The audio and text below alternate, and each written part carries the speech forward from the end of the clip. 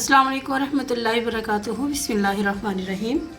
आज मैं बना रही हूँ सेवर चिकन पुलाव का रायता। इसके लिए मैंने आधा कप चावल लिए थे, उनको मैंने 2 घंटों के लिए भिगो दिया था और एक कप मैंने इसमें पानी डाला है। अब इसको उबाइल करना है, इतना उबाइल करना है कि ये अच्छी तरह गल जाए।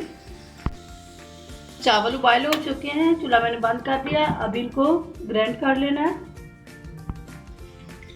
बिस्मिल्लाह। साथ इसमें सब्ज़ मिर्चें डाल देनी है। 2 सब्ज़ मिर्ची मैंने काट ली थी, अब इनको ग्राइंड कर लेती हूँ। चावल मैंने ग्राइंड कर लिए हैं। बिस्मिल्लाहिर्रहमानिर्रहीम।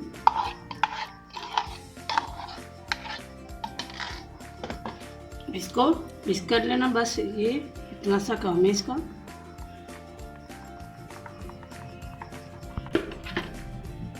ज़रा सा इसमें नमक डालेंगे,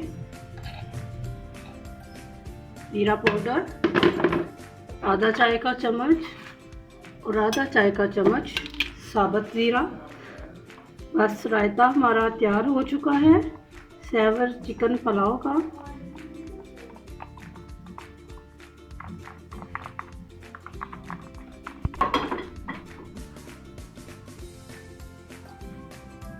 ये देखिए अल्हम्दुलिल्लाह इसी तरीके से बनाएं।